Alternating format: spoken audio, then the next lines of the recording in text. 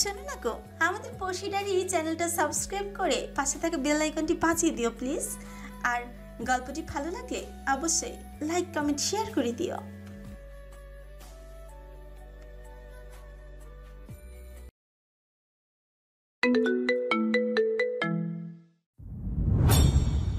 রানা পেশে শাফিউলকে বলল, ওদের সবাইকে বাড়ি পাঠিয়ে দিই।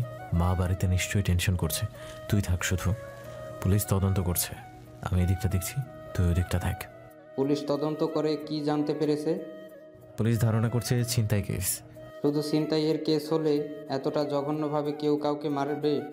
বুঝতে পারছি না, আগে আমার ভাইটা সুস্থ হোক, আল্লাহকে ডাক। রওশনারাকে আসতে দেখে রাওনাফ আর শাফিউল হতবাক হয়ে যায়। মা হসপিটালে কি করছে? রওশনারা পাগলের মতো ছুটে আসছে, তার পেছনে পেছনে উর্বি আর শর্মি। রাওনাফ রওশনারাকে ধরে ফেলে, শর্মির দিকে তাকিয়ে বলে, মাকে এখানে এনেছো কেন? তারপর উর্বির দিকে তাকায়। উর্বি চুপ করে থাকে। রওশনারা হাউমাউ করে কেঁদে ওঠে। ওরে রাওনাফ, আমার ছেলেটা কই? আমাকে আমার ছেলের কাছে নিয়ে যা বাপ, আমার দমটা যে বেরিয়ে গেল। শাফিউল এসে মাকে ধরে। রওশনারাকে নিয়ে রাওনাফের কেবিনে যাবে। এই মুহূর্তে মাকে কিছুতেই সামিউলের সামনে নেওয়া যাবে না। উর্বি অন্তরার কাছে এসে দাঁড়ায়। তার সবাই ওয়েটিং রুমে বসে আছে। অন্তরা চোখের পানি শুকিয়ে গালের সাথে লিপটে আছে, তাকে অদ্ভুত দেখাচ্ছে। উর্বিকে দেখে নাবিল বলে, এখানেও আপনি চলে এসেছেন? উর্বি নাবিলের দিকে তাকিয়ে থাকে। মোহনা নাবিলকে ধমক দিয়ে বলে, নাবিল স্টপ। রওশনারা রাওনাফকে বলে, আমি শুধু একটা বার আমার ছেলেটার মুখটা দেখব, আমায় একটু নিয়ে যা বাবা। মা, ভাই আগে সুস্থ হোক, তারপর তুমি দেখো। তুমি এরকম করলে অসুস্থ হয়ে পড়বে। এখন আমি সবাইকে বাড়ি পাঠিয়ে দিচ্ছি, তুমি ওদের সাথে যাবে। রওশনারা কাঁদতে থাকে, তার মন মানছে না। শাফিউল তাকে ধরে রেখেছে। ওয়েটিং রুমের এক পাশে বসে মাস্ক পরা একজন মুখের সামনে খবরের কাগজ ধরে পড়ছিল। তার দৃষ্টি ছিল খবরের কাগজে, কিন্তু সে এসেছিল অন্য কিছু দেখতে। অন্তরা হাসপাতালে থেকে গেছে, অন্যরা সবাই বাড়ি ফিরে এসেছে। কেউ রাতে কিচ্ছু খায়নি, যে যার ঘরে শুয়ে আছে। উর্বিও বাতি জ্বালিয়ে রেখে শুয়ে আছে। রাত 12টার বেশি বেজে গিয়েছে। রাওনাফ আজ রাতে ফিরবে না, তার অনেক ভয় ভয় করছে।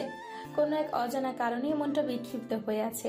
রওশনারার ঘরে আমিরুনকে থাকতে বলেছে রাওনাফ, নয়তো সে আমিরুনের সাথে থাকতো। উর্বি উঠে বসে। দরজার বাইরে একটা আওয়াজ হয়। উর্বি চমকে ওঠে। তারপর মিউ মিউ শব্দ আসে। এটা শর্মির বেড়াল। উর্বি বুঝতে পারে তার আর ঘুম আসবে না। সে ধীর পায়ে হেঁটে রওশনারার রুমের দিকে যায়। দরজা খোলাই ছিল। সে ভেতরে ঢুকে। রওশনারা ঘুমোচ্ছে। আমিরুন মেঝেতে বিছানা পেতে ঘুমিয়ে পড়েছে। সে সিঁড়ি বেয়ে নেমে লিভিং রুমের দিকে চলে যায়। টিভি অন করে সোফাতে বসে পড়ে। কিছুক্ষণ খবরের চ্যানেল ঘাটাঘাটি করে, পরে হাতে একটা ম্যাগাজিন তুলে নেয়।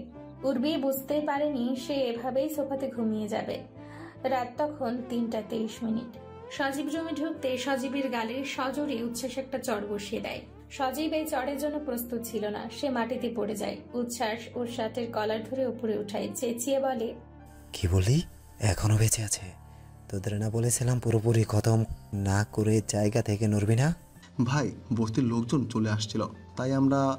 উচ্ছ্বাস হাত দিয়ে থামিয়ে দেয়। গলার স্বর হঠাৎ করে স্বাভাবিক হয়ে যায়। ঠান্ডা গলায় বলে, কপাল ভালো।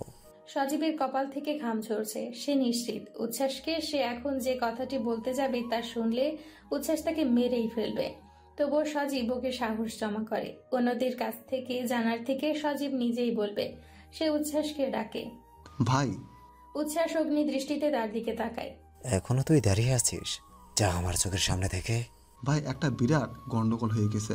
আবার কি গন্ডগোল হয়েছে?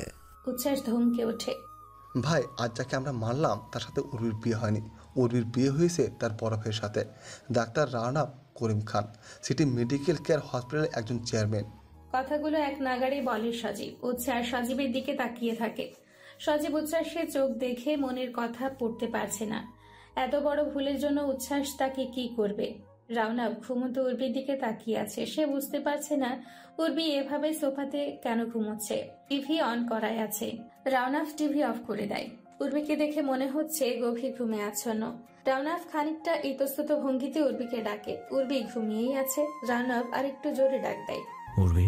উর্বি লাফিয়ে ওঠে। হঠাৎ ঘুম ভেঙে যাওয়ায় সে কিছু বুঝতে পারে না। রাওনাফের দিকে তাকায়। আই এম সরি, তুমি এভাবে সোফায় ঘুমাচ্ছিলে কেন? টিভি দেখছিলাম, ঘুমিয়ে যাব, বুঝতে পারিনি। আচ্ছা ঠিক আছে, এখন রুমে যাও, ফজরের আজান দিয়ে দিয়েছে। কিন্তু আপনি ভিতরে আসলেন কি করে? দরজা কে খুলেছে? আমার কাছে চাবি ছিল। আপনার ছোট ভাইয়ের কি অবস্থা এখন? অনেকটা জড়তা নিয়ে প্রশ্ন করে উর্বি। আগে 24 ঘন্টা যাক। রাউনাফ ক্লান্ত ভঙ্গিতে উপরে ওঠে, তার ঘুমনের প্রয়োজন। উর্বি তার পিছু পিছু উপরে ওঠে। সামিউলের অবস্থা এখন কিছুটা আশঙ্কামুক্ত। তার জ্ঞান ফিরেছে, তবে কথা বলার মতো অবস্থায় নেই। অন্তরা সামিউলের মাথার কাছে বসে আছে, সামিউলের মাথায় হাত বুলিয়ে দিচ্ছে। সামিউল চোখ মেলে তার দিকে তাকায়, তার শরীরে অসহ্য যন্ত্রণা। তুমি ঘুমাও। সামিউল চোখ বন্ধ করে। রাউনাফ পুলিশের সাথে হসপিটালের করিডোরে দাঁড়িয়ে কথা বলছে। পুলিশ ইন্সপেক্টর বলছে, আপনার ভাইয়ের যদি জ্ঞান ফিরে থাকে তবে আমরা তাকে কিছু সামান্য জিজ্ঞাসাবাদ করতে চাই আমাদের তদন্তের জন্য। আমার ভাই এখনো কথা বলার মতো অবস্থায় নেই অফিসার। ঠিক আছে, আমরা তবে আরও একদিন অপেক্ষা করি। পুলিশ অফিসার চলে যাবার পরে রাউনাফ সামিউলের কেবিনের কাছে এসে দাঁড়ায়। সে একটা অদ্ভুত সুন্দর দৃশ্য দেখতে পায়। অন্তরা সামিউলের কপালে চুমু দিয়ে তার মাথায় হাত বুলিয়ে দিচ্ছে। রাউনাফ কেবিনে ঢোকে না, তার কাজ শেষ। এখন সব দায়িত্ব অন্তরার। রাউনাফ নিশ্চিত অন্তরা তার দায়িত্ব খুব ভালোভাবে পালন করবে। সম্ভবত শেষ রাতের পাখিটাও ঘুমিয়ে গিয়েছে। রাত এতটাই গভীর। ফোনের রিংটোন বেজে উঠতেই উর্বির ঘুম ভেঙে যায়। তার বুকটা কেমন ধড়ফড়িয়ে ওঠে। সে ফোনটা হাতে নিয়ে ঘুমু ঘুমু চোখে দেখতে পায় একটা অচেনা নাম্বার। নতুন সিম কার্ডে অচেনা নাম্বারটা দেখে তার খানিকটা খটকা লাগে। না চাইতেও ফোনটা রিসিভ করে কানে ধরে। ওপাশের ব্যক্তি নীরব। দীর্ঘক্ষণ কেউ কোনো কথা বলে না। উর্বি কয়েক মুহূর্ত পরে বলে ওঠে, কে বলছেন? ওপাশের ব্যক্তি কোনো কথা বলে না। মাঝে মাঝে নিঃশ্বাসের শব্দ পাওয়া যাচ্ছে শুধু। কান খাড়া করে উর্বি শুনতে থাকে। ওপাশের ব্যক্তিটি একটা গান শুনছে, পরিচিত একটা গান। গানের একটা লাইন শুনতে পেয়ে উর্বির চোখ বড় বড় হয়ে যায়। সে কাঁপা কাঁপা হাতে ফোনটা কেটে দিয়ে পাথরের ন্যায় বসে থাকে। রাউনাফের ঘুম ভেঙে গিয়েছিল উর্বির ফোনের রিংটোন শুনে। নীরবতা ভেঙে উর্বির পাশ থেকে অদ্ভুত শব্দ তার কানে আসছে। দীর্ঘ সময় পর চাপা গোঙানির আওয়াজ রাউনাফের কানে পৌঁছায়। রাউনাফ উঠে বসে বেড সাইডের বাতি জ্বেলে দেয়। অনেকটা সংকোচ নিয়ে পর্দা সরিয়ে সে দেখে উর্বি হাঁপাচ্ছে। তার চোখে পানি, শাড়ির আঁচল দলা পাকিয়ে মুখের মধ্যে ঢুকিয়ে কাঁদছে যাতে আওয়াজ না বের হয়। রাউনাফ উৎকণ্ঠা নিয়ে বলে, আর ইউ ওকে? অসুস্থ বোধ করছো? উর্বি স্বাভাবিক হবার চেষ্টা করেও পারে না। বিষাদের স্মৃতিগুলো তার গলা চেপে ধরছে। রাউনাফ এগিয়ে যায়, বলে, অ্যাজমা আছে নাকি তোমার? উর্বি মাথা নাড়ায়। রাউনাফ কিছুক্ষণ চুপ থেকে বলে, ওকে, যা বলছি সেটা করো। Just breathe in, breathe out. Urbi করার চেষ্টা করে। রাউনাফ বলতে থাকে, হ্যাঁ, এভাবেই breathe in and breathe out. Raunaf Urbi pressure check করে উর্বির দিকে তাকায়। বয়সের তুলনায় ছোট দেখতে লাগার পাশাপাশি মেয়েটাকে দেখলে খুবই নাজুক প্রকৃতির মনে হয়, যেন অসুস্থতা রয়েছে। উর্বি নিচের দিকে দৃষ্টি দিয়ে রেখেছে। রাউনাফ উঠে গিয়ে এক গ্লাস পানি এনে উর্বিকে দেয়। উর্বি রাউনাফের দিকে তাকিয়ে হাত বাড়িয়ে গ্লাসটা নিয়ে পানি খায়। রাউনাফ খুবই স্বাভাবিক গলায় বলে, প্যানিক অ্যাটাক এরকম সবসময় হয়? ধরো মাসে 2-3 বার? উর্বি মাথা নাড়ায়। রাউনাফ বলে, আচ্ছা ঠিক আছে, ঘুমিয়ে পড়ো, মানে চেষ্টা করো। কথাটি বলে রাউনাফ পর্দা টেনে দিতে যাবে, তখনই উর্বি বলে ওঠে, ওটার প্রয়োজন নেই। রাউনাফ মাথা ঘুরিয়ে তাকায় উর্বির দিকে। উর্বি বলতে থাকে, এখন হঠাৎ কেন যেন হাস্যকর লাগে। এমনিতেই অদৃশ্যমান পর্দা রয়েছে, ওটাতে তেমন কোনো পার্থক্য হয় না। রাউনাফ উর্বির দিকে কিছুক্ষণ তাকিয়ে থেকে পর্দা সরিয়ে আলমারিতে তুলে রাখে। উর্বি চুপচাপ বসে থাকে। রাউনাফ এসে নিজের পাশটায় শুয়ে পড়ে। অনেকটা সময় নিয়ে উর্বি ধাতস্থ হয়। রাউনাফ চুপচাপ শুয়ে আছে। উর্বি ঘাড় ঘুরিয়ে রাউনাফকে দেখে বলে ওঠে, আপনি মায়ের অনেক বাধ্য ছেলে। রাউনাফ উর্বির দিকে তাকায়, তারপর স্বাভাবিক গলায় বলে, হ্যাঁ, সেই তকমা দিতে পারো। উর্বি কিছু বলে না। রাউনাফ ফুট করে বলে ওঠে, তুমিও ভাইয়ের অনেক বাধ্য বোন। উর্বি রাউনাফের দিকে তাকিয়ে প্রসঙ্গ পাল্টে বলে ওঠে, আপনার স্বামী স্ত্রীর সম্পর্কে জানতে চাচ্ছি, যদি কিছু মনে না করেন তো। মানে ওনার সাথে আপনার বিয়েটাও কি পারিবারিকভাবে হয়েছে হুট করে? রাউনাফ উর্বির দিকে তাকায়। উর্বি প্রশ্নটি করে দ্বিধাদ্বন্দ্বে ভুগছিল। রাউনাফ স্বাভাবিক গলায় বলে ওঠে, লাভ ম্যারেজ ছিল, হুট করে কিছুই ছিল না। ওর বাবা আমার মায়ের দুঃসম্পর্কের ভাই ছিল। ওরা বড় লোক ছিল, শহরে থাকতো। পড়াশোনার জন্য আমি ওদের বাড়িতে থাকতাম। ওর ছোট ভাই বোনদের পড়া দেখিয়ে দিতাম। সেখান থেকে মন দেওয়া নেওয়া হয়। পরে ওর পরিবার সবটা জেনে গেলে আমাকে বাড়ি থেকে চলে যেতে বলে। আমি মেস ভাড়া করে থাকতে শুরু করি। হঠাৎ বাড়ি ছেড়ে একদিন আমার মেসে চলে এসে বলে আমাকে বিয়ে করো। তখন আমি মেডিকেল স্টুডেন্ট, 3rd ইয়ার। উর্বি রাউনাফের দিকে তাকিয়ে আছে। এই লোকের জীবনেও প্রেম ছিল। রাউনাফ উর্বির দিকে তাকিয়ে বলে, আরো কিছু জানতে চাও? উর্বি মাথা নাড়ায়। রাউনাফ বলে, জানতে চাইলে জিজ্ঞেস করো, তোমার তো অধিকার আছে। উর্বি রাউনাফের দিকে এক পলক তাকিয়ে বলে ওঠে, আপনারও তো অধিকার আছে, আপনি জানতে চাইবেন না? রাউনাফ উর্বির দিকে তাকায়, তারপর খুবই স্বাভাবিক ভঙ্গিতে বলে, তোমার তো প্রাক্তন হাজবেন্ড নেই, থাকলে ভদ্রলোকের সম্পর্কে টুকটাক জানতে চাইতাম। বাকি রইল তোমার পাস্ট লাইফ, সেটা আদৌ আমাদের বোঝাপড়ার দরকার হবে কিনা আমি জানি না। বোঝাপড়া বর্তমান নিয়ে হয়, অতীত নিয়ে নয়। আর যদি বলো ওসব জানাটা আমার অধিকারের মধ্যে পড়ে, তাহলে আমি বলবো কাউকে অস্বস্তি দিয়ে আমি অধিকার খাটানো পছন্দ করি না। এমন অধিকার না খাটালেই আমার স্বস্তি। কাছের মসজিদে ফজরের আজান দিয়ে দিয়েছে। রাউনাফ উঠে ফ্রেশ হয়ে টুপি হাতে নিয়ে বেরিয়ে যায়। উর্বি ক্লান্ত শরীরটা নিয়ে কিছুক্ষণ বসে থেকে বিছানায় গায়ে লিয়ে দেয়। কিছু সময় পরে এসে ঘুমিয়ে পড়ে। রাউনাফ মসজিদ থেকে ফিরে এসে দেখে উর্বি গুটিসুটি মেরে ঘুমিয়ে আছে। বাইরে আলো ফুটে গিয়েছে। অক্টোবর শেষ হতে না হতেই একটা হিমেল হাওয়া বইতে শুরু করেছে ভোরের দিকে। কেমন শীত শীত ভাব। রাউনাফ কিছুক্ষণ দাঁড়িয়ে থেকে এসি অফ করে উর্বির পায়ের কাছে রাখা চাদরটা তার গায়ে টেনে দিয়ে চলে যায়। ঘুম ভাঙার পর উর্বি ঠিক বুঝে উঠতে পারছে না তখন কটা বাজে। দেখে মনে হচ্ছে বেলা গড়িয়ে গিয়েছে বেশ। কেউ তাকে ডাকতে আসেনি। রাউনাফ নেই, দরজা চাপিয়ে রাখা। উর্বি ঘাড় ঘুরিয়ে বিছানার ওপর একটা ওষুধের পাতা দেখতে পায়, সাথে একটা টুকরো কাগজ। হাত বাড়িয়ে কাগজটা তুলে নিয়ে দেখে তাতে লেখা, খাওয়ার পর একটা খেয়ে নিও। ডাক্তার তার ডাক্তারি করে গেছে। উর্বি ওষুধের পাতার দিকে তাকিয়ে ম্লান হাসে। দুঃখের কোনো ওষুধ আছে? আছে কোনো ডাক্তার যারা রোগীর দুঃখ শুনে বলবে, এই নাও, এই ট্যাবলেটটা দিনে 3 বার খাওয়ার পরে খাবে, তাহলে তোমার দুঃখ তুমি ভুলে যাবে। কখনো মনেই পড়বে না, পড়বেই না। শর্মিকে আজ খুব চিন্তিত দেখাচ্ছে। স্কুল থেকে ফিরে এসে সেই যে ঘরে ঢুকেছে আর বের হয়নি। তার গায়ে জ্বর এসছে। সে বিছানায় চোখ বন্ধ করে শুয়ে আছে। সায়মি আর নাবিল বাড়িতে নেই, কোচিং এ গিয়েছে। শর্মি তার ফোন থেকে তার পাপাকে কল করে। ওপাশ থেকে রাউনা ফোন রিসিভ করে বলে, হ্যাঁ মামনি, কিছু বলবে? পাপা, আমার মনে হচ্ছে আমার গায়ে জ্বর এসেছে। সে কি? আচ্ছা, আমি মোহনাকে বলছি তোমাকে মেডিসিন দিয়ে দিতে। চাচি আমাকে মেডিসিন দিয়েছে পাপা। গুড, তুমি রেস্ট নাও, আমি তাড়াতাড়ি ফিরবো। পাপা। হ্যাঁ মামনি, বলো। এবারও যদি আমি অঙ্কে ফেল করি, তুমি কি আমার উপরে রাগ করবে? রাউনা বুঝে যায় শর্মির রেজাল্ট ভালো হয়নি, আর সেটার স্ট্রেস থেকে জ্বর বাঁধিয়েছে। সে বলে, এইসব রেজাল্ট আমার কাছে একদমই মূল্যহীন মামনি, তুমি সুস্থ থাকো, আমি এরাই যাই। শর্মি চুপ করে থাকে। তার ভীষণ কান্না পাচ্ছে। সে তার পাপাকে বারবার হতাশ করে। আচ্ছা মামনি, তুমি রাখো, আমি একটু তোমার চাচ্চুকে দেখতে যাব। আমি শীঘ্রই ফিরবো। আজ তোমার চাচ্চুকে নিয়ে ফিরবো, তুমি রেস্ট নাও। রাউনা ফোন কেটে দেয়। শর্মি দেওয়ালের দিকে তাকায়। দেওয়ালে তার মায়ের একটা ছবি টানানো। তার মায়ের কথা তার অল্প অল্প মনে আছে। তার যখন 5 বছর, তখন তার মা একটা অ্যাক্সিডেন্টে মারা যায়। শর্মির জ্বর বাড়তে থাকে। সে দেওয়ালের ছবিটার দিকে তাকিয়ে বলে, মাম। তার চোখ দিয়ে পানি বের হয়। এবার আস্তে আস্তে বলুন তো, সেদিন আপনার সাথে কি হয়েছিল? পুলিশ অফিসার সামিউলের দিকে কৌতূহলী দৃষ্টিতে তাকিয়ে আছে। সামিউল রানাফের দিকে তাকায়। রানাফ চোখ দিয়ে ইশারা করে সব বলতে। অন্তরা পাশে দাঁড়িয়ে আছে। সামিউল ধীরে ধীরে মুখ খোলে। সেদিন আমি এই বস্তিতে আমার একটা প্রজেক্টের কাজে গিয়েছিলাম। আমার সাথে আমার কিছু টিম মেম্বার ছিল। তারা একটু ওয়াশরুমে যাবে বলে বস্তির ভেতরে ঢুকেছিল। আমি বাইরে দাঁড়িয়েছিলাম, নির্জন ছিল জায়গাটা। হঠাৎ একটা লোক আসে আমার কাছে, মুখে মাস্ক পরা। আমাকে এসে বলে আমি অনেক বড় ভুল করছি, আমার সেটা করা উচিত হয়নি। তার নাকি আমাকে মেরে অনেক খারাপ লাগবে। আমি কিছুই বুঝতে পারছিলাম না। হঠাৎ কোত্থেকে সেখানে আরও 2জন লোক আসলো, তারা মুখে মাস্ক পরছিল। তারা এসে আমাকে ধরে ফেলে, আর আগের লোকটা পকেট থেকে একটা ছুরি বের করে প্রথমে আমার পেটের ডান দিকে একটা। অন্তরা সামিউলকে থামিয়ে দেয়, বলে, প্লিজ আর বলতে হবে না। তারপর আমার কিছু মনে নেই অফিসার। তার মানে লোকগুলোর চেহারা আপনি দেখেননি? না অফিসার। আপনার কাউকে সন্দেহ হচ্ছে? আপনার কোনো শত্রু? না অফিসার, এমন কোনো শত্রু আমার নেই।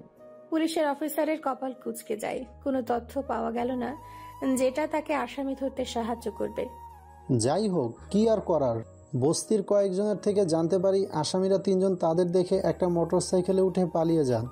তারা মোটরসাইকেলের নাম্বার প্লেট থেকে নাম্বারটা লিখে রেখেছিল। খোঁজ নিয়ে জানা গেল সেটা ভুয়া নাম্বার প্লেট ছিল। আজকাল যা শুরু হয়েছে দেশে। যাই হোক, সাবধানে থাকবেন, কাউকে সন্দেহ হলে জানাবেন। আমরা আমাদের কাজ চালিয়ে যাচ্ছি। পুলিশ অফিসার চলে যায়। রাউনাফ অন্তরাকে বলে, সবকিছু গুছিয়ে নাও, এখন বাড়ি যাব। সামিউলকে দেখে রওশনারা ডুকরে কেঁদে ওঠে। সে পরম মমতায় তার ছেলেকে বুকে টেনে নিতে চায়। রাউনাফ বাধা দেয়। মা, শান্ত হও, ওর ক্ষত পুরোপুরিভাবে সারেনি, ইনফেকশন হয়ে যেতে পারে। রওশনারা দাঁড়িয়ে যায়। সামিউল বলে, আমি ঠিক আছি মা, তুমি চিন্তা করো না, সেরে উঠবো আমি। রওশনারা অন্তরার দিকে শীতল চোখে তাকায়। তারপর সামিউলকে বলে, না, তুই ঠিক থাকতে পারবি না। এই মেয়েটা যতদিন তোর জীবনে আছে তুই ঠিক থাকতে পারবি না। আমি নিশ্চিত ওর জন্যই আজকে তোর এই অবস্থা হয়েছে। মা, কি বলছো তুমি? এ তো অন্তরার দোষ কোথায়? কে বলতে পারে ওর কোনো পুরনো প্রেমিক কিংবা স্বামী সামিউলকে মারতে চেয়েছে কিনা? নয়তো আমার সাদাসিধে ছেলেটার তো কখনো শত্রু ছিল না। অন্তরা রওশনারার দিকে তাকিয়ে থাকে। তার চোখ বেয়ে পানি পড়ছে। উর্বি দূর থেকে দাঁড়িয়ে দেখছে। তার এই মেয়েটার জন্য ভীষণ খারাপ লাগছে। রাউনাফ মাকে জোর করে রুম থেকে বের করে নিয়ে যায়। রওশনারা ভীষণ উত্তেজিত হয়ে পড়েছে। উর্বি তাদের পিছু পিছু বেরিয়ে যায়। মোহনার কোলে মাথা দিয়ে শর্মী শুয়ে আছে। তার জ্বর কিছুটা কমেছে। রাউনাফ রুমে ঢোকে। মোহনা বলে, আপনার কথা মতো মাথায় পানি ঢেলেছি ভাইয়া, তাই একটু কমেছে জ্বর। রাউনাফ বিছানায় বসে। তার মেয়ের মাথায় হাত রাখে। সায়মী স্টাডি টেবিলে বসে পড়ছিল। রাউনাফ মোহনার দিকে তাকিয়ে বলে, দোষ আমার মোহনা, বাচ্চাগুলোকে আমি একদম সময় দিতে পারি না। আমি ভুলেই যাই যে ওদের মা নেই। সায়মী পড়া রেখে তার পাপার দিকে তাকায়। এমন কথা বলছেন কেন ভাইয়া? ওরা আমার ছেলে মেয়ের থেকে কি কম? সব সময় চেষ্টা করি ওদের মায়ের অভাবটা বুঝতে দিতে না। আমি ভাবি ওরা তিনজন আমার ছেলে মেয়ে। আমি জানি মোহনা, তোমার প্রতি আমি কৃতজ্ঞ। শর্মী তার পাপাকে ডাকে। পাপা, হ্যাঁ মামুনি, বলো। নেক্সট টাইম আমি অনেক ভালো করব, প্রমিস। অনেক বেশি মার্কস এনে দেব। রাউনাফ তার ছোট্ট মেয়েটাকে নিজের কোলের কাছে টেনে নেয়। তার মায়া ভরা মুখটার দিকে তাকালে রাউনাফের বুকটা হু হু করে ওঠে। উর্বি পর্দার বাইরে থেকে উকি দিয়ে দেখতে থাকে তাদের। জীবনের মানে গিয়ে তার কাছে দাঁড়িয়েছে শুধুই অনুশোচনা। সময় পরিস্থিতির চাপে একটা কাজ করে ফেলে অনুশোচনা করার নামই জীবন। এই অনুশোচনা খেলা সেদিন ফুরায় যেদিন জীবন ফুরিয়ে যায়। ড্রেসিং টেবিলের সামনে দীর্ঘ 8 বছর পরে আবারও কিছু মেলি প্রসাধনী এসে স্থান নিয়েছে। রাউনাফ গায়ে ব্লেজার চাপিয়ে নিতে নিতে সেদিকে এক পলক তাকিয়ে আয়নায় উর্বির প্রতিবিম্বের দিকে তাকায়। উর্বি একটা বই হাতে চুপচাপ বসে আছে। কয়েক পলক উর্বিকে দেখে রাউনাফ বলে ওঠে, তুমি কি আগামীকাল যেতে পারবে? না মানে চোখে অ্যালার্জি আছে বললে। আমাদের হসপিটালে ডক্টর ফিলিপ হফম্যান বলেছেন একজন আই স্পেশালিস্ট আসেন সিঙ্গাপুর থেকে 2 মাস পর পর। তুমি চাইলেই তাকে দেখাতে পারতে। উর্বি কি বলবে ভেবে পাচ্ছে না। অ্যালার্জি যে তার গোটা জীবনে, চোখে নয়। সে কিছু মুহূর্ত চুপ করে থেকে ঠান্ডা গলায় বলে, বেশ, অসুবিধা হলে আপনাকে জানাবো না, থাক আপাতত। তারপর রাউনাফের দিকে তাকিয়ে নিচু স্বরে বলে ওঠে, একটু ব্যাংকে যেতে চাচ্ছিলাম আমি। রাউনাফ ঘুরে তাকায়। তারপর বলে, একা যেতে পারবে? আমি যাব। উর্বি মাথা নিচু করে নিচু স্বরে বলে ওঠে, ভালো হতো। ঠিক আছে, তুমি রেডি হও, আমি অপেক্ষা করছি। উর্বি আলমারি থেকে শাড়ি বের করে ওয়াশরুমে ঢুকে। রাউনাফ টেবিলের ওপর থেকে গাড়ির চাবিটা তুলে নিতে গিয়ে ছোট ফটো ফ্রেমটাতে চোখ যায় তার। হাত বাড়িয়ে ফ্রেমটা তুলে নিয়ে সীমালার ছবিটার দিকে তাকিয়ে থাকে এক দৃষ্টে। উর্বি ওয়াশরুম থেকে বের হয়ে দাঁড়িয়ে পড়ে। একবার রাউনাফের দিকে, একবার তার হাতের দিকে তাকায়। কয়েক মুহূর্ত তাকিয়ে থেকে খুবই স্বাভাবিক গলায় বলে ওঠে, চাইলে এড়িয়ে যেতেই পারতেন। মায়ের এতটাও বাধ্য ছেলে হবার প্রয়োজন ছিল না। নিজের বাধ্যতা দেখাতে গিয়ে এখন রিগ্রেট ফিল করছেন। রাউনাফ ছবিটা রেখে উর্বির দিকে তাকায়। তারপর বলে ওঠে, রিগ্রেট কেন? এই যে ভালোবাসার মানুষটা যে ছবিতে বন্দী হয়ে আছে তার দিকে অপরাধীর মতো তাকিয়ে আছেন। 8 বছর নিজের বিশ্বস্ততা দেখিয়ে শেষ রক্ষা তো আর করতে পারলেন না। রাউনাফ কিছুক্ষণ চুপ করে থেকে বলে, তা ঠিক বলেছ, শেষ রক্ষা হলো না, তবে বাকিগুলো ভুল কথা। অনুশোচনা হতো যদি কোনো অন্যায় করতাম। আমি কোনো অন্যায় করিনি। না শিমলাকে ঠকিয়েছি, না ওর জায়গায় কাউকে দিয়েছি। পৃথিবীতে কারো স্থান কেউ নিতে পারে না উর্বি। একটা মনে একাধিক মানুষ যার নির্দিষ্ট স্থান নিয়ে থাকে, একে অন্যের স্থান নিয়ে নয়। না দেওয়া যায়, তাই অনুশোচনা হচ্ছে না। উর্বি চুপ করে থাকে। রামনাফ বলে, তবে হ্যাঁ, একটা বিষয়ে খুব রিগ্রেট হয়, তুমি কখনোই 3টা বাচ্চাওয়ালা সঙ্গী ডিজার্ভ করো না। মা অসুস্থ হয়ে পড়েছিলেন, আমাকে বলা হয়েছিল মেয়ের পূর্ণ সম্মতি রয়েছে। বয়স 30 শুনে ভাবলাম আর যাই হোক, সে নিজের ভালো মন্দ বুঝেই হয়তো সিদ্ধান্ত নিয়েছে। কিন্তু তোমাকে দেখার পর থেকে না আমার মনে হয় তুমি এসব কিছু ডিজার্ভ করো না, আর অনেক ভালো কিছু ডিজার্ভ করো। A better life, a healthy relationship. Urvi Milan হাসে। রামনাফ বলতে থাকে, আর কি যেন বললে? এড়িয়ে যেতে পারতাম, বাধ্য ছেলে হবার প্রয়োজন ছিল না। অবশ্যই আমারও এটা এখন মনে হচ্ছে, কিন্তু তখন পরিস্থিতি উল্টো চলার মতো মনের জোর পায়নি। একটা মানুষ সবসময় একই রকমের মানসিক ক্ষমতা নিয়ে বসে থাকে না, কখনো কখনো এলোমেলো তো হয়। মানব চরিত্রে খুবই স্বাভাবিক একটা ব্যাপার। জীবনের সব পরিস্থিতিতে ঠিকঠাক সিদ্ধান্ত শুধুমাত্র তারাই নিতে পারে যারা আশীর্বাদপ্রাপ্ত। দুর্ভাগ্যবশত রওনাফ করিম খান এই আশীর্বাদপ্রাপ্ত নয়, ভুলভাল কাজ সেও করে বসে। উর্বি রাওনাফের দিকে এক দৃষ্টে তাকিয়ে থাকে। রাওনাফ গাড়ির চাবি নিয়ে ঘর থেকে বের হয়। গাড়িগুলো সব বাম দিকে টার্ন নিচ্ছে। রাওনাফ এদিক ওদিক তাকিয়ে বলে ওঠে, ভুল করে ফেললাম, সিটি ব্যাংকের পেছনের রাস্তা দিয়ে আসা উচিত ছিল। সামনে সম্ভবত রাস্তা ব্লক, এখন তো ইউটার্ন নেওয়া সম্ভব না। গাড়িটাকে বামে কোথাও পার্ক করে রাখি, তুমি নামো, অপোজিটে গিয়ে দাঁড়াও। উর্বি মাথা নাড়ায়। রাওনাফ গাড়িটা বাম পাশে রাস্তা সংলগ্ন একটি পার্কের পার্কিং লটে রাখে। উর্বি না দাঁড়িয়ে সামনের দিকে পা বাড়াতে রাওনাফ এসে উর্বির হাত টেনে নেয়। হুশ করে একটা একটা বাইক চলে যায়। মুহূর্ত কেটে যায়। উর্বি পুরো ব্যাপারটা যতক্ষণে বুঝতে পারে, দেখতে পায়, ততক্ষণে রাওনাফকে শক্ত করে ধরে রেখেছে নিজের হাত দিয়ে। আঁকড়ে ধরা যাকে বলে। রাওনাফ বিব্রত ভঙ্গিতে আশেপাশে তাকাচ্ছে। উর্বি বড় বড় শ্বাস নিচ্ছে। বাইকের চালক বাইক থামিয়ে চেঁচিয়ে ওঠে, কানা নাকি? রাওনাফ হাত উঠিয়ে বিনয়ী ভঙ্গিতে বলে, সরি। উর্বি তখনও হাঁপাচ্ছে। রাওনাফকে ছেড়ে একপাশে দাঁড়িয়ে রাওনাফ ঠান্ডা গলায় বলে ওঠে, আমি বুঝতেই পারি না একজন 30 বছরের ভদ্র মহিলা ফাঁকা রাস্তা পার হতে জানে না।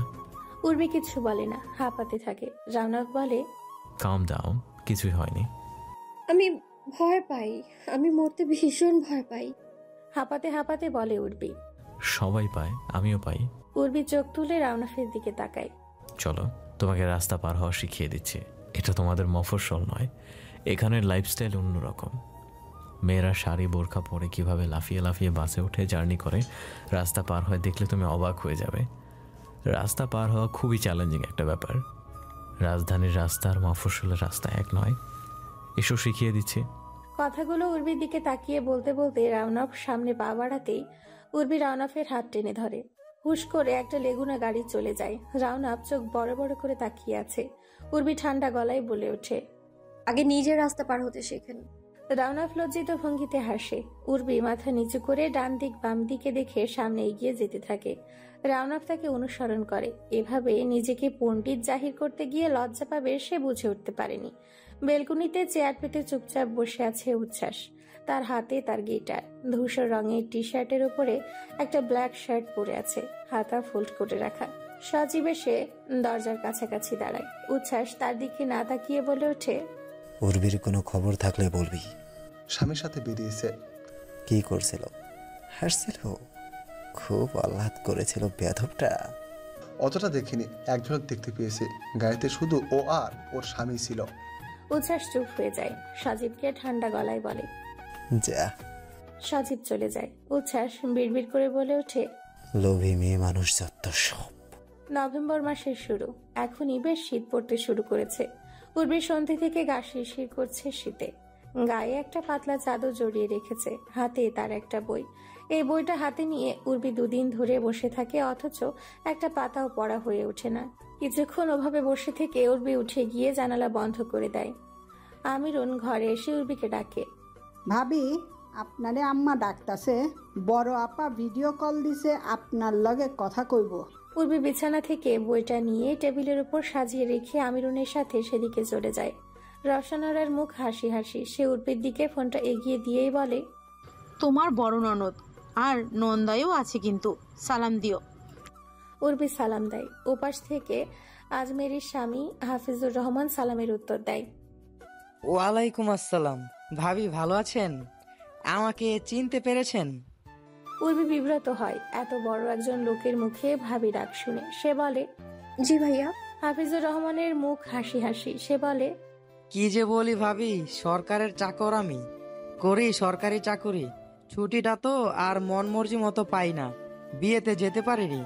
কদিন আগে সামিউল এত বড় একটা অ্যাক্সিডেন্ট হলো, তাতেও যেতে পারেনি। আপনার ননদ তো রেগে আমার সাথে কথাই বলেনি 3 দিন। উর্বি তাকিয়ে আছে তার ননদের স্বামীর দিকে। সে কি উত্তর দেবে ভেবে পাচ্ছে না। ওপাশ থেকে হাফিজুর রহমান বলে, ভাবি কাজের কথায় আসি, সামনে একটা ছুটি পেতে যাচ্ছি। আমি ঠিক করেছি এবারের ছুটি আমি আমার গ্রামের বাড়িতে কাটাবো। রওনা ভাইয়ের সাথে কথা বলেছি, আপনাদের সবাইকে এসে আমি নিয়ে যাব আমার বাড়িতে। সবাই মিলে আমরা আনন্দ করে ছুটিটা কাটাবো। আপনাকে বলে রাখলাম ভাবি। উর্বি জবাব না দিয়ে মিলান হাসে। ওপাশে আজমেরি হাফিজুরের হাত থেকে ফোনটা নিয়ে বলে, আমাকেও একটু কথা বলতে দাও তো। তারপর উর্বির দিকে তাকিয়ে বলে, উর্বি শোনো, ভাইয়ার অনেক কষ্টে রাজি করিয়েছি, জানোই তো। তার কাছে তার হসপিটাল, ডাক্তারি সব। আমি রুমাদেরও আসতে বলেছি, খুব শীঘ্রই আমাদের দেখা হয়ে যাচ্ছে। উর্বি মাথা নাড়ায়। আজমেরি আরো কথা বলতে থাকে। বাইরে রাউনাফের গাড়ির হর্ন বাজে। রাউনাফ এসেছে। আজমেরি ফোন রেখে দেয়। উর্বি রাউসানার কাছে বসে থাকে।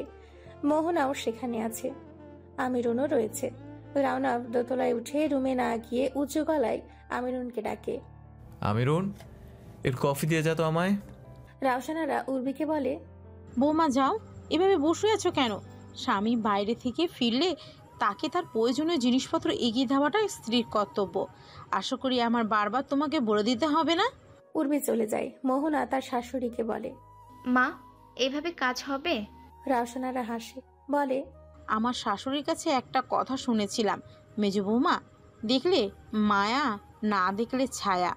মোহনা তার শাশুড়ির কথা বুঝতে পারছে না। তার শাশুড়ি কি করতে চাইছেন। রাউনা ফ্রেশ হয়ে ওয়াশরুম থেকে বের হয়ে ফোনটা হাতে নিয়ে বিছানায় আরাম করে হেলান দিয়ে বসে পড়ে। উর্বি কফি নিয়ে রুমে ঢোকে। রাউনাফের দিকে কফি এগিয়ে দিতে দিতে বলে, আপনার কফি। রাউনাফ তার দিকে তাকায়। কফিটা নিতে নিতে বলে, তুমি? আমিরুন কোথায়? মা তাকে একটু কাজে ডেকেছে। এই বলে উর্বি ঘর থেকে বের হতে চায়। রাউনাফ ডাকে, উর্বি। উর্বি ফিরে তাকায়। রাউনাফ বলে, যেটা তোমার মন চাইবে না সেটা অন্য কেউ বললেও করার দরকার নেই, অন্তত এখানে আমার বাড়িতে।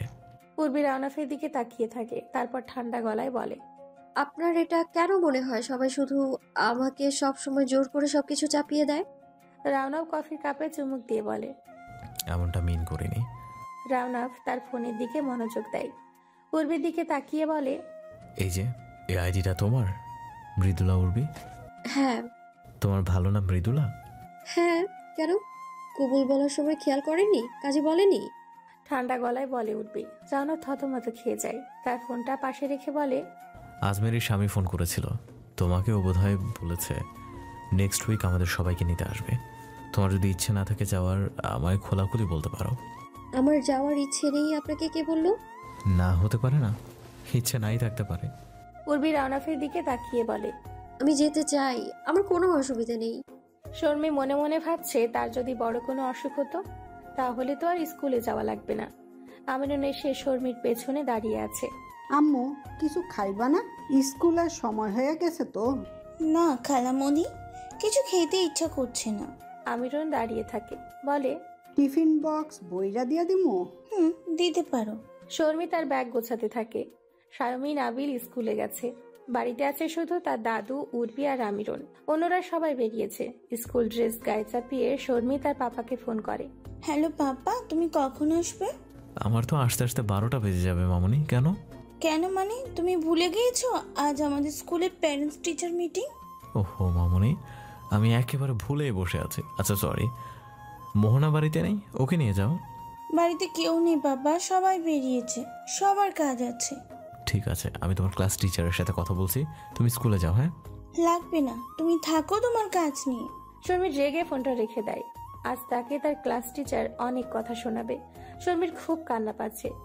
সে স্কুল ব্যাগ নিয়ে হনহন করে বেরিয়ে যায়। আমিরুন পেছন থেকে ডাকতে থাকে, আম্মু টিফিন নিলা না যে? ও আম্মু দাঁড়াও। শর্মি দাঁড়ায় না। উর্বি আমিরুনের কাছে গিয়ে জিজ্ঞেস করে, কি হয়েছে আমিরুন আপা? জানি না ভাবি, টিফিন না নিয়ে চইলা গেল গটগট কইরা। রাইগা গেল কেন বুঝতে পারলাম না। সব কয়টা পোলা পাইন বাইজানের রাগ পাইছে। তোমার ভাইজানে কি অনেক রাগ? কই দেখি তো মনে হয় না। ভাইজান সবসময় রাগ দেখায় না, যখন দেখায় তখন বুঝাইয়া দেয়। তয় আমার ভাইজান সেরা ভাবি। হয়েছে, আর ভাইজানের গুণ গাইতে হবে না। টিফিন বক্সটা দাও আমার হাতে, আমিই দিয়ে আসছি। আমিরুন অবাক হয়ে বলে, আপনি যাইবেন ভাবি? হ্যাঁ, আমার একটু কাজ আছে বাইরে, একটা চাকরির ইন্টারভিউর জন্য রেখেছে। আমিরুন উর্বির হাতে টিফিন বক্সটা দেয়। উর্বি বলে, সিনথিয়া শর্মী তোর নাম? ক্লাস 7, রোল 37, তাই না? হ ভাবি। উর্বি বেরিয়ে পড়ে। বাড়ির ড্রাইভার আব্দুল বলে, কই যান ভাবি? ওঠেন, গাড়িতে ওঠেন। উর্বি গাড়িতে উঠতে উঠতে বলে, শর্মিদের স্কুলে চলুন।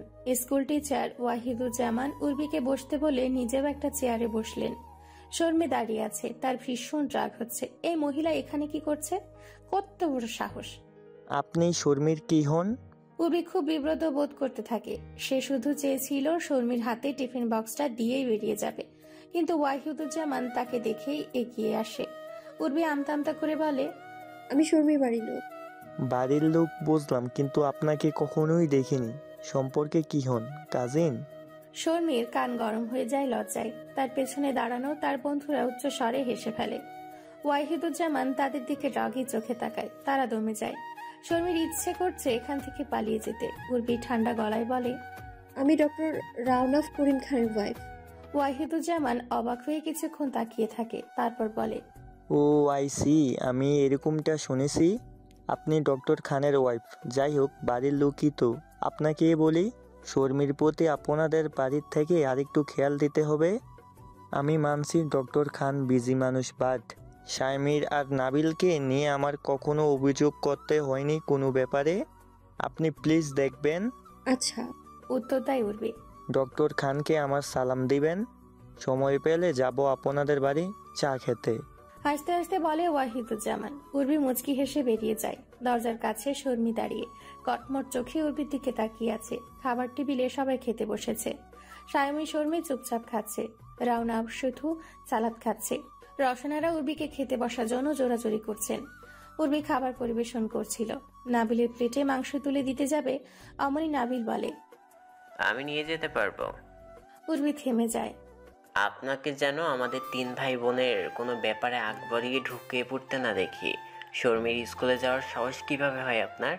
আপনি কি আমাদের মা হওয়ার ভান করছেন নাকি? দূরে থাকবেন আমাদের থেকে। রাওনাফ মাথা তুলে নাবিলের দিকে হতভম্ব হয়ে তাকায়, তারপর উর্বির দিকে তাকায়।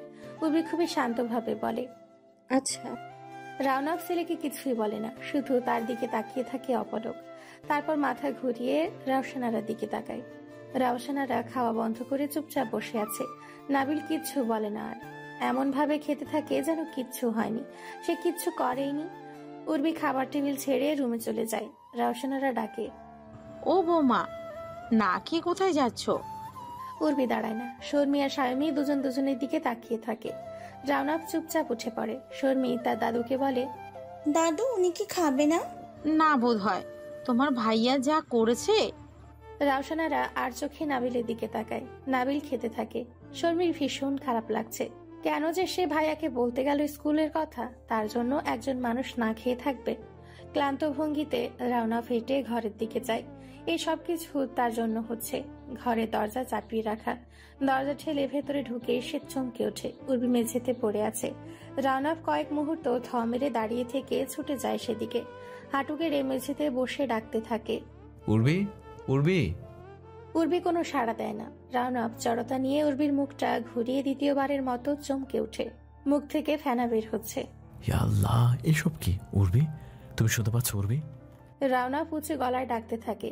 উর্বি একই অবস্থায় পড়ে থাকে। রাওনাফ কি করবে কিছু বুঝতে না পেরে উর্বিকে পাজাকোলা করে তুলে নেয়।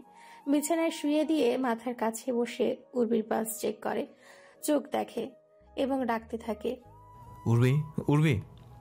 উর্বির থেকে কোনো সাড়া পাওয়া যায় না। রাওনাফ উঠে মোহনা আর আমিরুনকে ডাকতে থাকে। মোহনা ছুটে আসে। উর্বির এমন অবস্থা দেখে মোহনাও হতভম্ব হয়ে যায়। মাথার কাছে বসে ডাকতে থাকে,